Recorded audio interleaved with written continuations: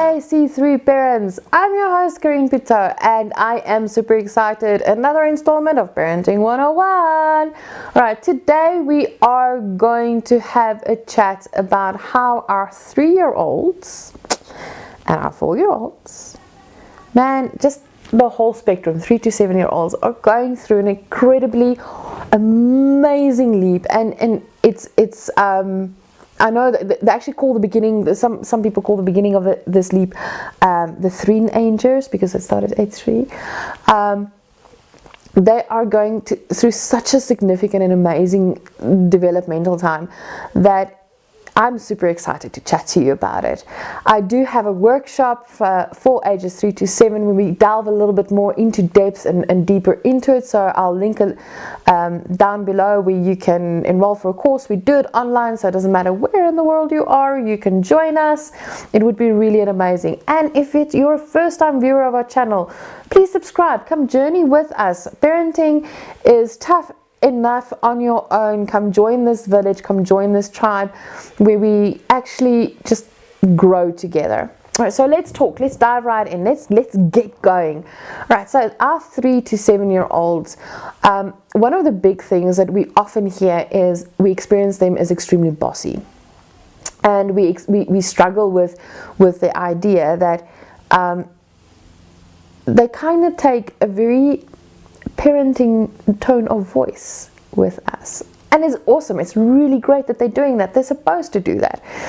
Their developmental leap where they are now is they're experimenting with social constructs. They're experimenting with trying to fit in and building relationships and surviving in society. And one of the most influential roles in their life that they get exposed to is people in authority, especially parents. So they are going to mimic us. They're going to speak to us. They want to take control. Then in one of our previous videos that we spoke about, where they think they share the pinky and brain moment, right? So they kind of think they're an extension of mom and dad. So they will do the hands and the hips and the stomping of the foot and like, you're not allowed to. And they're supposed to do it. It is frustrating, especially when they do it to us, but they're supposed to do it. They are absolutely amazing how they mimic, how they mirror, how we engage with them when we actually take that position of authority and listen here, it's enough now. When we need to take charge, how we take charge, it is a good mirror for us, so that if they do it in a way that we kind of like, that's not nice or that's not kind, then maybe you should go look in the mirror and tell yourself, I don't speak kindly to people when I taking charge, when I do take charge. I need to tone it down maybe a bit, maybe find a more compassionate voice, or maybe change my body language. Instead of trying to be intimidating, try and be connecting when I'm giving instructions, when I need to take control of a situation. They are experts at trying to take control in this age group. They have an imagination that is out of this world. When both our kids were right in this age gap, my husband and I had a huge laugh. It was the funniest thing ever. They pretended that there was a button on the wall, like a pretend button spot out on the wall.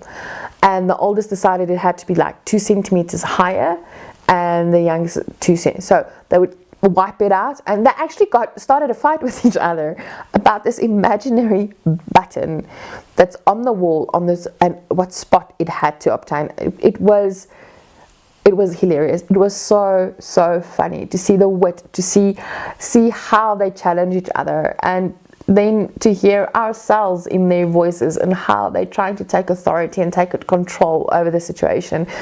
And then how vivid for their imagination has made this imaginary button for them. So their imaginations is thriving during this time period. Their language is exploding. They call it the language renaissance period. It is magnificent what they are going through. Then when we are looking at this, and when we are looking at this phase, there's one important thing that I want us to understand and really connect with our kids on. they want to participate. They want to do life with us.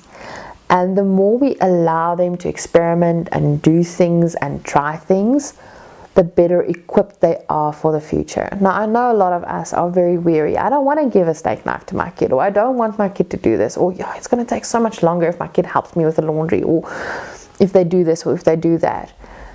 But the more we tell them no, they're not allowed to participate in life as fully as what we are, as what they are asking to participate, as long as it's safe enough for them that they won't die or lose a limb, let them do it, because it builds their self-confidence, it builds their resilience, it actually builds their character when you have that, when you give them that opportunity to do it themselves. That is why they're going like, I want to do it myself. That's why they're doing that. It's because they're trying to expand and explore and learn new things. And the more we embrace it, the stronger we are building them internally, and the stronger the compass that of the groundwork that we're doing for them for their future becomes. And the last thing that I want to focus on with our 3 to 7 year olds is they're emotionally charged at this particular point in time. It is as if emotions just all of a sudden just burst out, and this is the perfect time when we are parenting their tantrums to teach them their emotional vocabulary, and then also to help them to drive and build their emotional regulation card. This is the time period where we do this. Don't wait until they're teenagers before you start trying to get them to connect and understand emotions. Now, the 3 to 7 year old time is the time to do it. And on that note, I'm going to end today's conversation. Have an absolutely great day. Hit that like button, subscribe, comment down below. What challenges are you facing with your 3 to 7 year old? Let's talk about it. Let's see if we can journey further. And I'll see you on the next installment of Parenting 101. Have an absolutely beautiful day. Goodbye.